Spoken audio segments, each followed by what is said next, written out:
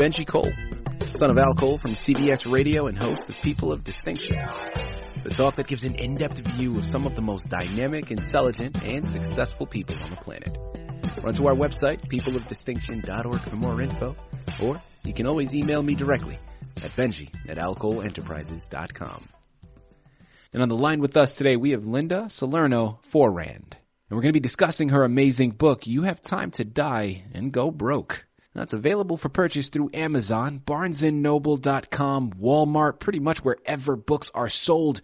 But people, if you want to gather everything that Linda has in store, well, do yourself a favor and head directly to her personal site. And that's lsalernoforand.com. There you'll find more information on her, more information on this fantastic narrative, as well as find hyperlinks set up to take you to the purchasing page. So one more time, that's lsalernoforand.com. And I do want to quickly point out that Linda was brought to our network by one of the best publishing companies in the business, Citi of Books. So if you're a writer out there and you have a book that you'd like moved, people, give yourself the best gift you could possibly give and contact Citi of Books. Okay, they're one of the best in the business to do it, and they specialize in taking your literary creation to the next level. Head on over to cityofbooks.com today and see how they can help you. And listen, it is an absolute pleasure to have Linda here on the line. She's the expert, okay? She's written the book, and she's going to be able to articulate it much better than I ever could. So let's bring her here with us. Linda, first and foremost, welcome to People of Distinction, and thank you very much for being a guest. How are you doing today? Oh, I'm doing great, and thank you for having me, Benji. Absolutely. Listen, the pleasure is all ours, okay? We're really looking forward to this. I think what you're doing and what you're embarking upon here is profound. Now, Linda, before we go into the book. Thank you. Absolutely, absolutely. Before we go into the book, though, I do think it's important to learn a little bit more about your background. So let's start there. Linda, tell us more about yourself. Okay, I'm from North Central Massachusetts, and I've actually worked in different veterinary aspects since I've actually graduated from college. I also do Animal Adventures, which is an actual community access television program that gets people out there and learning about the environment. And I also lead people in church singing. And what happened is that in 1995, I got married. And my husband had a brother, and he ended up with severe mental illness and a ward of the state. Oh, wow. So his parents ended up in decline. His mother, Alzheimer's, and his father ended up with cognitive heart disease. So I had to take it upon myself to take and make sure that they got the best care that they could. And at that time, my feeling was, listen, this is your job. This is what you're supposed to do, and you are going to do it. That's it. That's final. And so what happens is it's sort of like one thing is giving medications. I needed a time off. Oh, but we don't do meds. It's like, don't tell me you don't do meds. You can do it, and you are going to do it. Mm-hmm. So you have to be adamant, tenacious, and stick to your guns. So then what happened afterwards was that my husband ended up with pulmonary fibrosis. And it happened, the worst of it was during COVID. And the last year of his life, if I may say, it was a living hell. And it was basically because of dealing with the healthcare system. I would get so frustrated. I'm like, David, it's not you, darling. It's not. I love you. I want to be here for you. It's just dealing with the healthcare system. And I remember one time getting so frustrated that I slammed the phone down, and I was like, the back of it got all cracked. I'm like, this is ridiculous.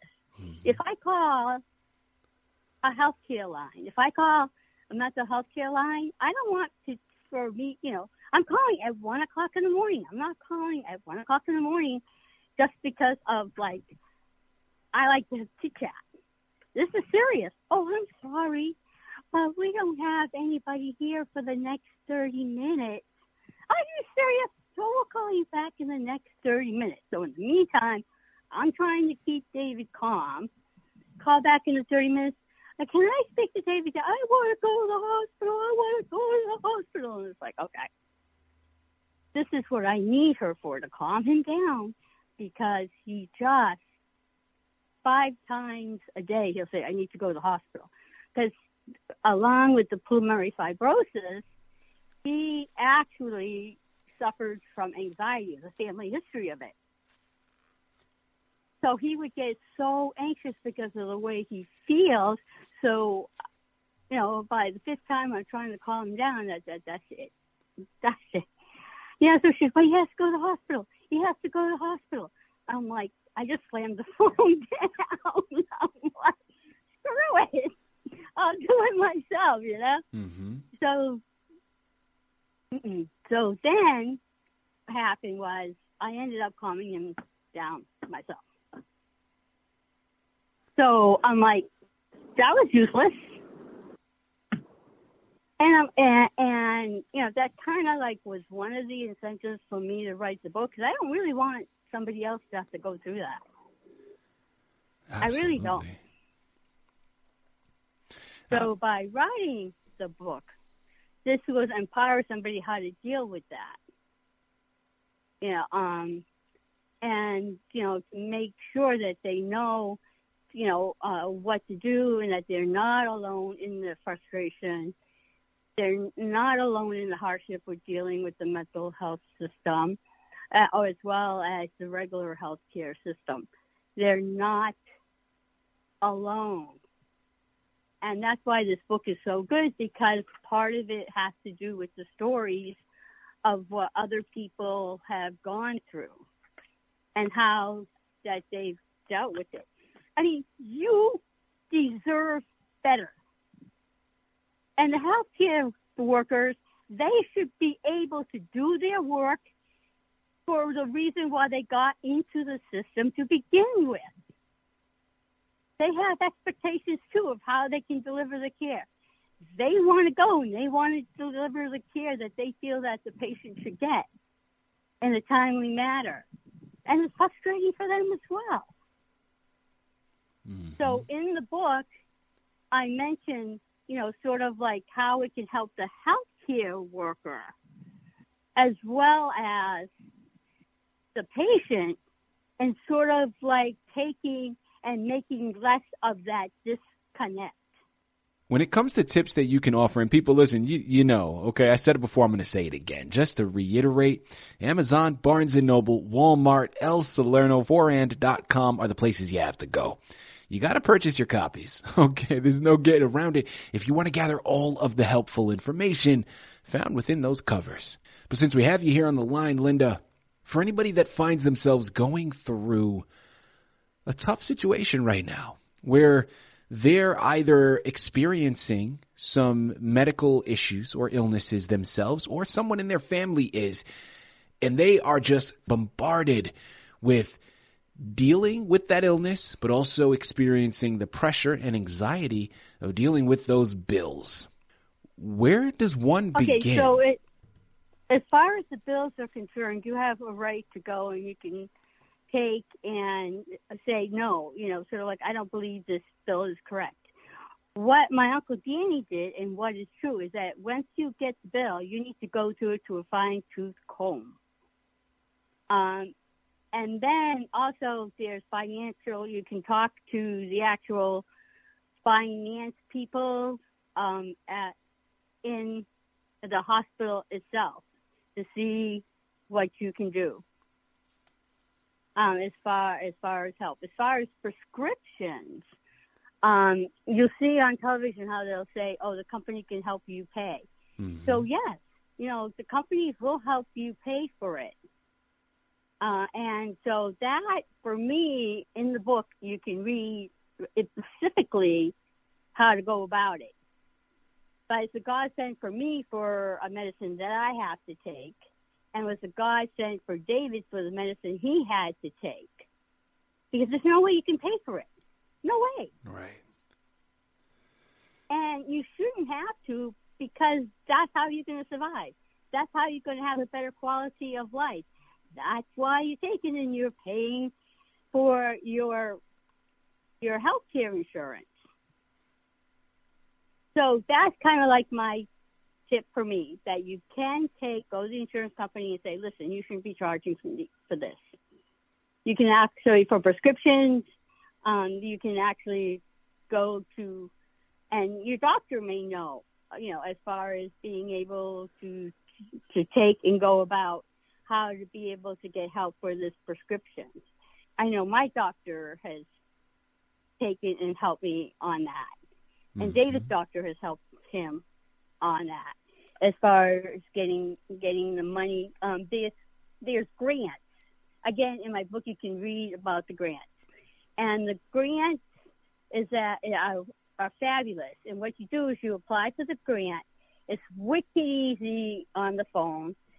And then what happens is that, they'll say, okay, yeah, and you have X amount of money in your grant. So what happens is that your insurance pays part of it. And then what happens is the grant pays for the rest of it until you're out of that money from the grant. This is by no means the first book written about the healthcare system and written about offering assistance on trying to navigate through the tumultuous waters of the healthcare system. But I want to give you an opportunity. What would you say, in your opinion, separates your book from others in its category? First of all, it's comprehensive without being too much information, because you can get overwhelmed with too much information. And it's comprehensive because it starts off when you go to the doctors, then it goes to actually if you end up in the emergency room, and that's a whole different issue within itself. And then if you get admitted, it goes through mental health, it goes to the insurance, which for me was mind-blowing because people tend to think of the insurance as just, I pay insurance. But the insurance itself has got its technicals in every single aspect of the healthcare system, making it so much more expensive, making it so actually cumbersome for the healthcare workers. And also, it makes healthcare it's for everybody. In other words, not everybody can get the same healthcare. Yeah. Because to explain further, what happens is that healthcare takes, and it has its tentacles in what the doctor can take, not only what, the whole paperwork business. Heaven forbid if you have to get pre-approval. Oh, my God. Referrals? Yeah. Dream on. How many times do I have to call? Did you get that referral done yet? No. Well, get your butt going. Okay. Anyway, so you have to be tenacious. But it's the aspect of people who can't afford it. They have the Affordable Care Act. But what happens is that the insurance takes and tells the doctor whether or not they'll cover you. Like we'll accept you under our insurance. It's not only that, but also the hospitals. And so what happens is that you have the hospitals that are losing money. The insurances won't say, no, you're losing money. You don't have enough people with this insurance. If you want our insurance, we're only going to give you 20%. So they lose money and they close. That's not a good thing. Mm-hmm. So it's harder for people of low income to get the care they need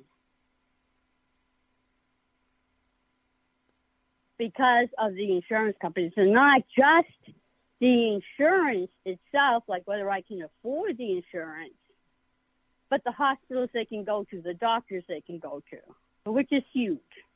What's upcoming for you? Please tell me there's another book on the horizon. Not really.